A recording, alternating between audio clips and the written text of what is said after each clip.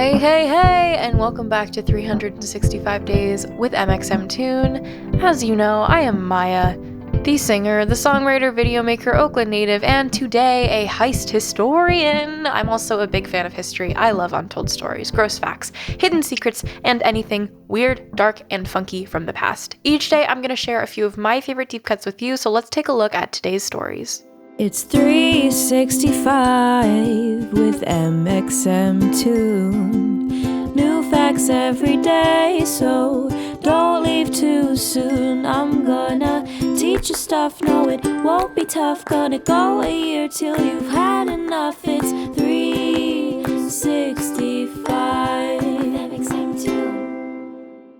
Today, in 2004, thieves stole £26.5 million from the headquarters of Northern Bank in Belfast, Northern Ireland. That's about $35 million. It was one of the largest bank robberies in British history, so how'd they pull it off? Let's reverse. Northern Bank was the largest bank chain in Northern Ireland with 95 branches. Its headquarters was at Donegal Square West in the city of Belfast. Northern Bank was one of 4 Northern Irish banks authorized to print their own money.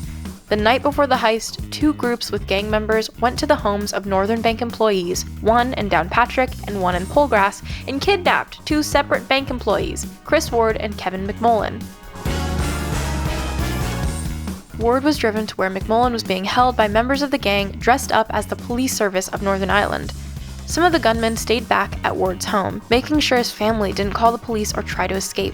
McMullen's wife was kidnapped and brought to an unknown location. Ward and McMullen were instructed to report to work on Monday morning as normal, and were freed in order to do so.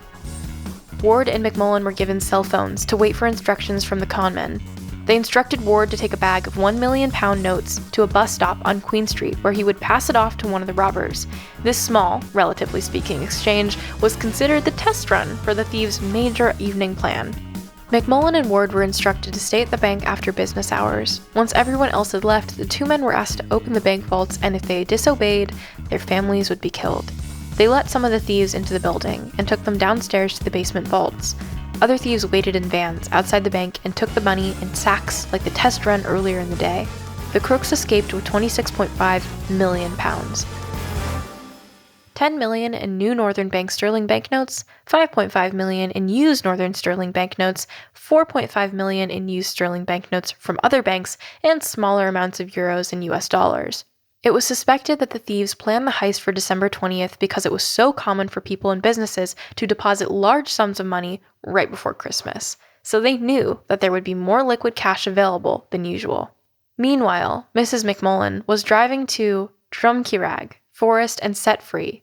She stumbled through the woods until she found a house from which she could call the police. She was subsequently treated for hypothermia. 50 detectives were assigned to the case. The police were slow to comment about who might be behind the robbery, but the media quickly blamed the Provisional Irish Republican Army, or the IRA. The IRA refers to several political affiliations in Northern Ireland who support Irish independence, but in practice have committed many murders and acts of terrorism. In early January 2005, the police constable held a press conference where he confirmed that he too suspected the IRA of the crime. Party officials denied any involvement. In the preceding fall months, other crimes had been blamed on the IRA. In October, £2 million worth of cigarettes was stolen from a warehouse, and the warehouse's employees' families were held in a similar hostage manner to the bank incident. In the summer, £500,000 were stolen from Ulster Bank, and again, families were held hostage in a similar manner. In the coming months, money was seized and arrests were made in various parts of Ireland that were suspected to be related to the heist, but none were confirmed, and all money recovered was in less than £1 million amounts. Police attempted to frame Ward as not a victim but a man on the inside with the heist, and after a long legal battle, he was acquitted of all charges. One man, a financial advisor named Ted Cunningham, was found guilty in 2009 of laundering £3 million that were connected to the robbery. He was able to avoid a prison sentence due to old age. After the heist, Northern Bank stated that they would retire all of its banknotes from circulation to prevent the movement of the stolen money and issue new banknotes in different colors, logos, and serial numbers. It completed this procedure by March 2005, so the new Northern banknotes that were stolen could only be circulated for about 4 months. The rest of the money was untraceable and thus could remain in circulation. In 2018, a former IRA member published a supposedly fictional bank heist book that closely resembled the Northern bank robberies. The heist is still one of the largest in history, and no one was convicted as directly responsible. Today, in 2015, rapper Designer released his debut single, Panda. The song talks about a car, the BMW X6, which the rapper thinks looks like a panda.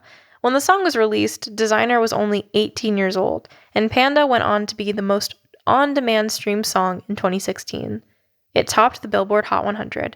The song's beat became well known when Kanye West sampled it in Part 2, a song on The Life of Pablo, which was released about 3 months after Panda came out. The Kanye sampling brought Panda to a wider audience, and Billboard called it a joyride anthem. Panda was later nominated for Best Rap Performance at the Grammys and Best Hip Hop Video at the MTV Music Awards. And now, for our final segment of the day, I'm going back into my own photo archives to see what I was up to on an incredibly mundane December 20th. Oh shoot, I actually did something cool this December 20th last year. I got a tattoo! My family and I got matching tattoos, all 4 of us, of 4 paper cranes. I made the design with my brother. We kind of sketched it out, and then everybody got it tattooed. The 3 of them, my brother, my mom, and my dad, all got it on their arms, and then I got it on my rib cage because I'm insane. But the gist of it was that we each chose a different paper crane in the line of 4 to fill in with our own colors and our own patterns. So my mom did peonies on side of her crane. My brother did like an origami pattern, very classic. My dad got, I believe it's a Scottish pattern, and I got fire. I got red ink with fire flamey things inside of mine. Very original, I know. Thanks for going back in time with me, and remember to subscribe wherever you listen to podcasts so you can come back tomorrow for more facts from yesteryear. It's 365 with mxmtoon. New facts every day, so don't leave too soon. I'm gonna teach you stuff, no it won't be tough. Gonna go a year till you've had enough. It's